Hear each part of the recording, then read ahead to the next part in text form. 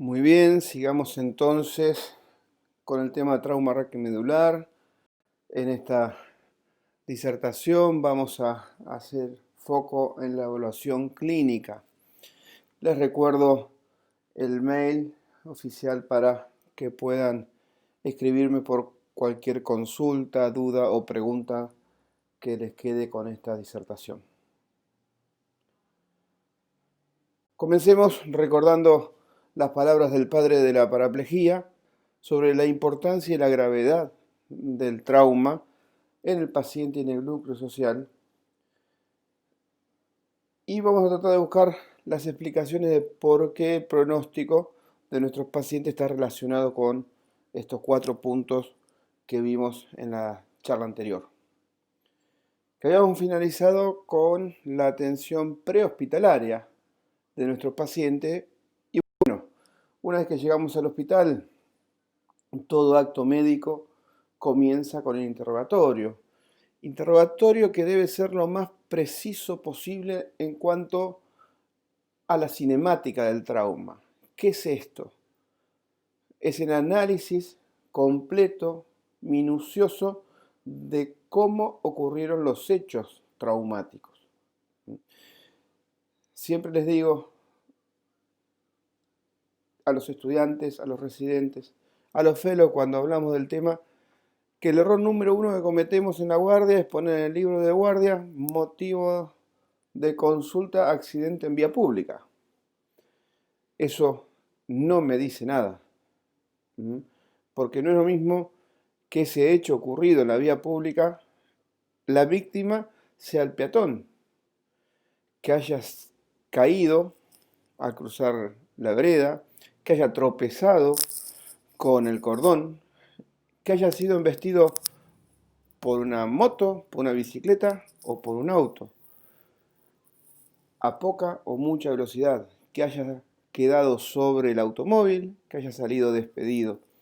No es lo mismo el trabajador de altura que haya caído directamente sobre el piso, que haya caído sobre algún elemento, el albañil que cae sobre los escombros. No es lo mismo que tenga casco, que tenga elemento de protección.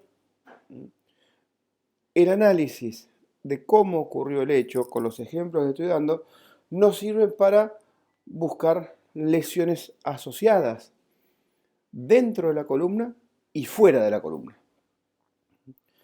Recordemos que en muchos casos, hasta el 30% de los pacientes con diagnóstico de politraumatismo presentan fracturas vertebrales. Y otro error que cometemos en la guardia es que todo paciente que ingresa luego de un accidente automovilístico se coloca politraumatismo. El politraumatismo, recordemos, es el resultado de la acción de una noxotraumática que compromete 2 de las 3 cavidades corporales, o una de ellas, sumado a lesión de raquis, fracturas de hueso largo o quemaduras más del 9%. Que el paciente tenga fracturado una pierna, un brazo, no es un politraumatismo, será un polifracturado. Tiene que tener estas lesiones. Tampoco un politraumatismo es aquella lesión que compromete la vida. El ejemplo típico que les doy es una herida de arma de fuego en el corazón, es una sola y compromete la vida. Entonces, analizar la cinemática nos permite hacer el diagnóstico de lesiones asociadas.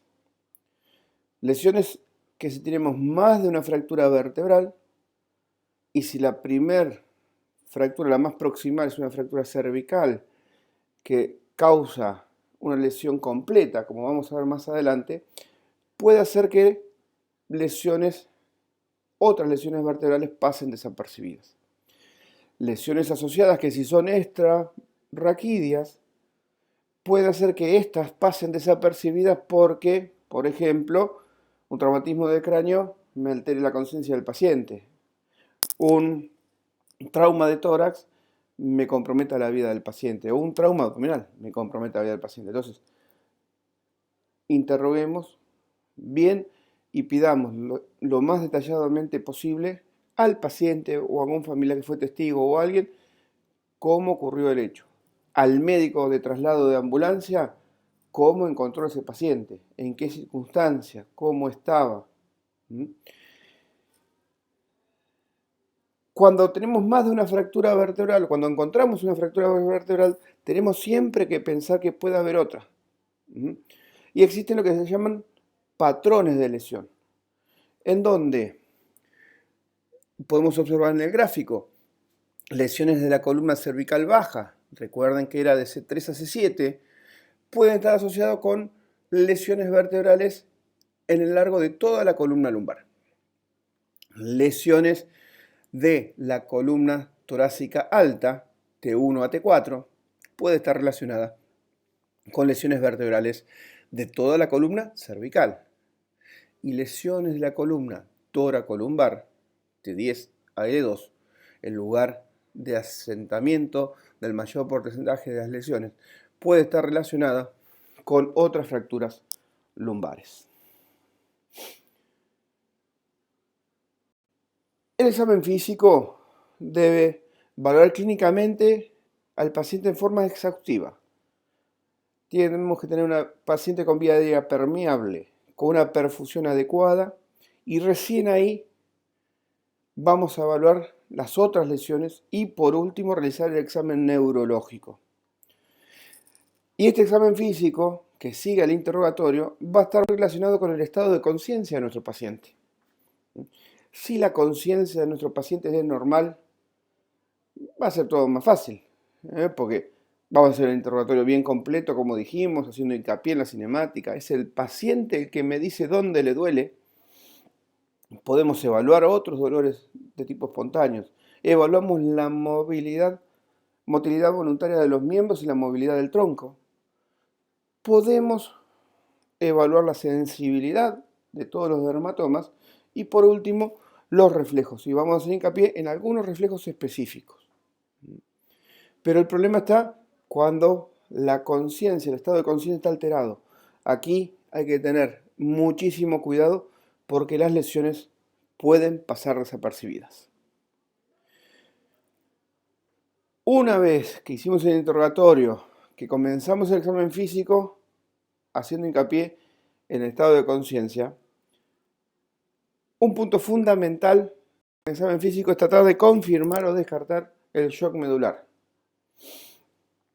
El shock medular no es nada nuevo.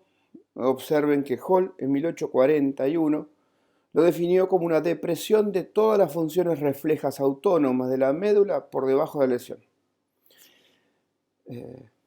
Son palabras que no siempre nos acordamos, pero lo que sí debemos tener bien presente es que existe una desconexión total entre la corteza cerebral y las células del asta anterior de la médula. Y lo más importante, el paciente se va a manifestar con parálisis flácida, anestesia, arreflexia osteotendinosa, trastornos esfinterianos y otros trastornos vegetativos. Para evaluarlo utilizamos los reflejos perineales y el más distal de todos es el reflejo bulbo-cavernoso. Aquí en el gráfico podemos observar la evaluación clásica, pero tenemos dos situaciones reales. La primera situación es que el paciente sea del sexo masculino y concurra al hospital directamente desde el lugar del accidente. Sea traído desde el lugar del accidente. Entonces ahí la forma de tomar el reflejo bulbo-cavernoso es comprimiendo el glande y viendo si existe contracción del esfínter anal. Pero el paciente puede ser del sexo femenino y entonces podemos comprimir el clítoris o comprimir los labios menores y buscamos la misma respuesta. Si esta respuesta es positiva, si al comprimir el clítoris, los labios o el glande se contrae el esfínter anal, podemos decir que el reflejo bulbo-cavernoso es positivo y que el cuadro neurológico que vamos a empezar a detallar de ahora en más está relacionado con la lesión raquídea. La otra forma de tomar el reflejo bulbo-cavernoso sea en un paciente que ya viene derivado desde otro hospital, con una sonda vesical permanente. Allí traccionamos la sonda Foley y buscamos el mismo efecto en el esfínter anal. Y si al traccionar la sonda Foley no se contrae el esfínter, podemos determinar que el paciente es un reflejo bulbo-cavernoso negativo y que el paciente está en shock medular.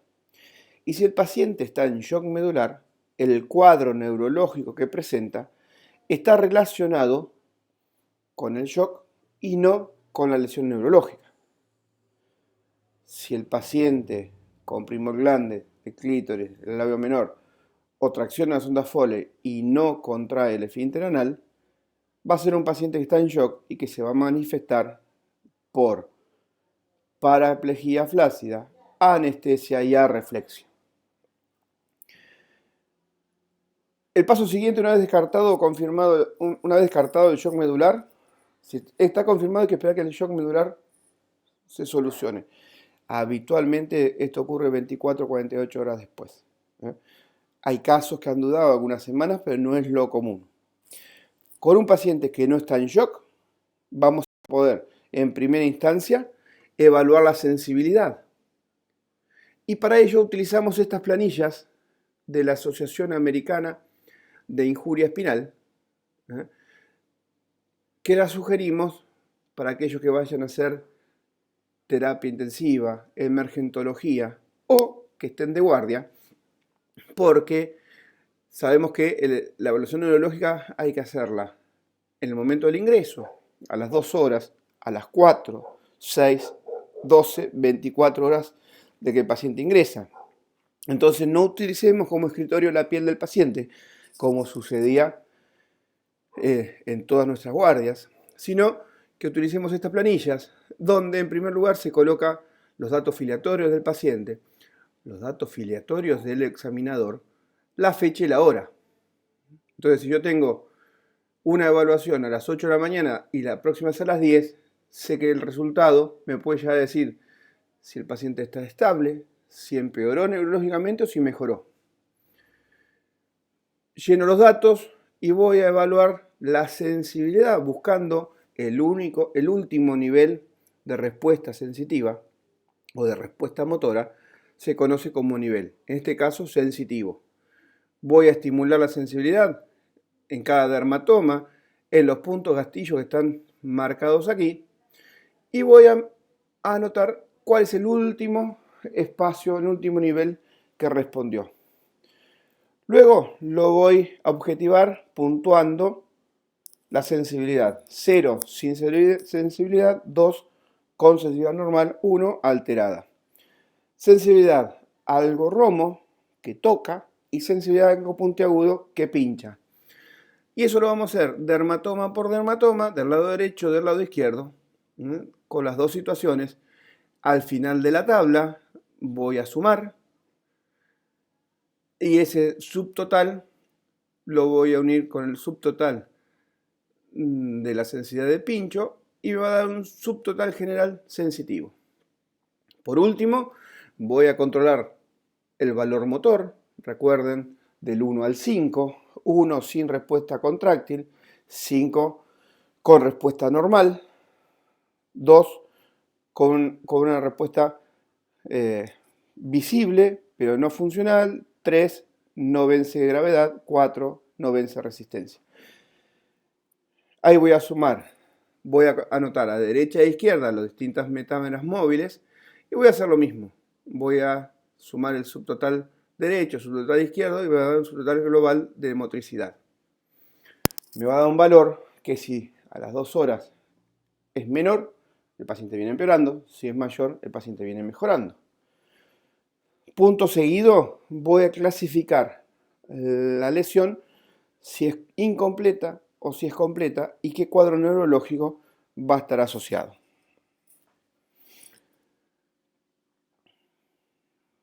Todos conocemos la relación que existe entre los distintos segmentos móviles del miembro superior con los reflejos del miembro superior y con la raíz cervical que está relacionado.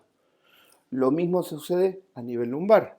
Conocemos muy bien los segmentos móviles con los dos reflejos que podemos tomar en las piernas y con las raíces lumbares y sacra alta.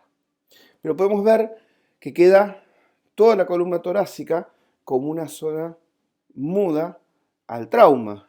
Y entonces, ¿cómo puedo hacer la evaluación si tengo alguna alteración motriz de este sector? Dos técnicas, dos puntos a tener en cuenta. Por un lado, se le pide al paciente que tosa y se ve qué pasa con el ombligo. Si cuando tose el ombligo se va hacia arriba, hay que buscar una lesión por encima de T10. Si cuando tose el ombligo va hacia abajo, hay que buscar una lesión por debajo de T10. Pero claro, la primera pregunta, si tuviésemos cara a cara, me dirían, Pedro, pero si un paciente tiene una fractura de columna torácica asociada con un trauma torácico, una fractura costal, un hemoneumotórax, no va a poder toser. Y tienen razón, por el dolor no va a poder toser. Entonces le pedimos que contraiga los músculos de la pared abdominal.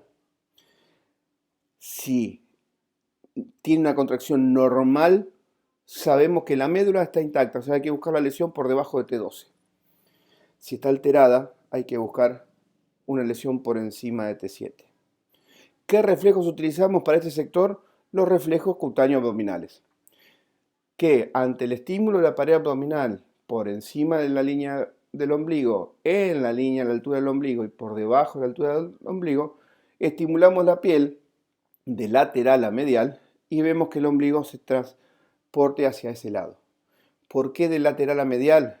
Porque si lo hacemos de medial a lateral, podemos nosotros arrastrar el ombligo y estar haciendo un falso negativo. Habíamos dicho que un pronóstico que afecta a la sobrevida de nuestro paciente es la repercusión de la respiración. Y en esta tabla podemos observar la relación que tienen los músculos de la inspiración con todas las raíces cervicales, los músculos de la expiración con las raíces cervicales bajas y torácicas, y los músculos abdominales con las raíces torácicas bajas. Por eso podemos concluir que cuanto más alta sea la lesión neurológica, más compromiso la repercusión y más necesidad de asistencia mecánica puede llegar a tener nuestro paciente. Si empezamos a clasificar a nuestro paciente y tiene una monoparesia o monoplegia, o sea, tiene debilidad en un miembro o imposibilidad de motilidad en un miembro, habitualmente son lesiones plexuales, lesiones por fuera de la columna. Cuando lo que está afectado son los dos miembros, con disminución en la función motora o con ausencia de la función motora, podemos hablar de la paraparesia o paraplegia y posiblemente la lesión se encuentra a lo largo de la columna torácica y toracolumbar. Ahora bien, cuando el paciente no moviliza o tiene debilidad para movilizar los cuatro miembros, la lesión hay que buscarla en la columna cervical. Con respecto a la gravedad de la lesión, se la puede distinguir en completa, que es la ausencia total de la conducción motora y sensitiva por debajo de la lesión, o incompleta, que es cuando se conserva cierta función motora por debajo de la lesión y sensitiva es normal. Esta forma es muy subjetiva y podemos objetivarla utilizando, no importan los nombres, escala de Franken, el ASIA Score, son cosas que suenan distintos, pero en realidad estamos catalogando al paciente de la misma forma. 5 posibilidades distintas. Un paciente que luego de un trauma no tenga función sensitiva o motor por debajo de la lesión, que coincida el nivel sensitivo con el nivel motor, y vamos a decir que tiene una lesión completa, que es un ASIA o un Frankel-A. 3 opciones: que el paciente tenga alguna función motora por debajo de la lesión con una función sensitiva normal. Lesiones incompletas, B, C o D, tanto sea en la escala de Frankel como en la de ASIA. Y por último, una situación en donde la función sensitiva motora es normal por debajo de la lesión, pudiendo haber espasticidad o reflejos anormales. Ahora bien, ¿qué me diferencia el B, el C y el D? Me diferencia el valor motor. En el B no tengo función motora, en el C tengo una función motora que no vence la resistencia, no vence la gravedad, y en el D tengo una función motora normal. ¿Cómo diferencio un A y un B? Porque quizás la sensibilidad que tenga no sea una sensibilidad totalmente normal, sino que haya un desequilibrio entre los niveles motor y sensitivo de 1 a 2 metámeras. Una actividad práctica de la guardia y rápido. Si el paciente que ingresa con un trauma raquimedular desde el terreno directamente a nuestro hospital y es del sexo masculino, observamos si tiene o no tiene priapismo. Si tiene priapismo, lo más factible que tenga es una lesión completa. Si no lo tiene, seguramente tiene una lesión incompleta.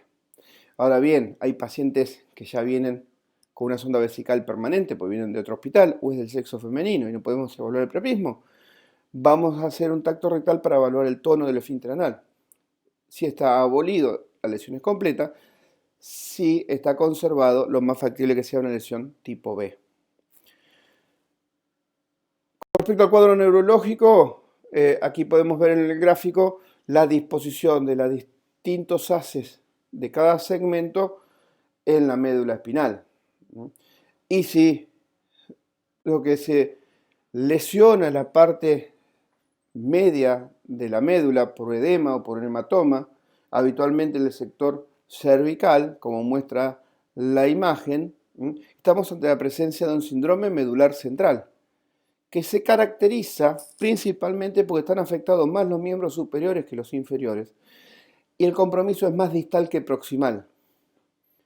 Por suerte es un cuadro de frecuente recuperación, haciendo recuperación a la inversa. Primero lo más periférico, los miembros inferiores, la vejiga y por último los miembros superiores. Si la lesión osteoligamentaria se encuentra en la región cervical, en la región torácica, y un fragmento óseo, como se ve en la imagen, comprime la médula en el canal medular, lo que va a afectar es el cordón anterior. Entonces vamos a estar ante la presencia de un síndrome cordonal anterior, caracterizado principalmente por una parálisis motora, con anestesia termoalgesia y con tacto epicrítico y sensibilidad conservada. En el mismo sector es más infrecuente que esté afectado los haces de Golgi-Burdas, conformando un síndrome cordonal posterior. Y el paciente puede presentar un dolor quemante o parestesias en el cuello. Si la lesión afecta el mismo sector, pero desde el lateral o hay cierta traslación de la médula hacia un lado, vamos a tener un compromiso de la parte lateral de la médula, conformando un síndrome de Brown-Séquard, donde el paciente presenta pérdida motora y pérdida de sensibilidad profunda y táctil del lado de la lesión, con anestesia termoalgésica contralateral. Esta lesión es de buen pronóstico. Seguimos bajando y aquellas lesiones que afectan la columna toracolumbar, principalmente entre T12 y L1, recordemos que está el cono medular. Y aquí es una lesión de muy mal pronóstico, porque esta parte de la médula, la parte final de la médula, es la que va a manejar la función vesical, rectal y sexual. Entonces una lesión de este sector, columna toracolumbar, es el sector donde asientan el mayor porcentaje de lesiones vertebrales, va a tener un trastorno severo del control vesical, rectal y sexual. Seguimos bajando, debajo del cono medular está la cola de caballo, vamos a tener un síndrome de cola de caballo. Son lesiones radiculares y que si las descomprimimos en forma temprana y completa, es un cuadro de buen pronóstico. Quiero hacer hincapié en dos situaciones con lesiones de la columna cervical y torácica alta en los dos extremos de la vida, que es un cuadro de lesión neurológica sin lesiones óseas en las radiografías o en la tomografía, que se ve frecuentemente en los niños menores de 8 años o en los adultos con un canal cervical estrecho congénito o adquirido por la artrosis. En los adultos el cuadro es un síndrome medular central. Y está explicado por el mecanismo de flexión y distracción máxima, conocido como mecanismo de latigazo, que hace que ese conducto estrecho se estreche aún más y lesione la médula. En los niños, la explicación es otra, la explicación es la laxitud de los ligamentos y llevar mal a los niños en nuestros autos, no utilizar los mecanismos de seguridad. Y lo más fácil es que el niño vaya sentado en el asiento de atrás, en el medio, sin cinturón, sin la silla adecuada, y si frenamos, la inercia de la velocidad que llevamos hace que el chico salga despedido hacia adelante, que bloquee su traslación con los hombros entre las butacas, pero en el chico, y cuanto más chico es, proporcionalmente la cabeza tiene mayor peso que en el adulto, y hace que ese peso siga la inercia. Los ligamentos son elásticos y acompañan esa inercia. La médula también lo acompaña, pero no es elástica. Antes que el ligamento llegue a su punto máximo y haga que todo vuelva a su situación habitual, la médula se lesiona. Como mensaje final de esta reunión, recordemos el trauma raquimedular en la parte clínica, realizar el interrogatorio completo, minucioso en la cinemática, descartar siempre el shock medular antes de comenzar la evaluación del paciente, realizar después un examen neurológico minucioso. De esta forma vamos a poder hacer la evolución de nuestros pacientes y vamos a poder plantear un pronóstico del tipo de lesión si clasificamos el compromiso neurológico como corresponde. Muchas gracias, nos vemos en la próxima charla.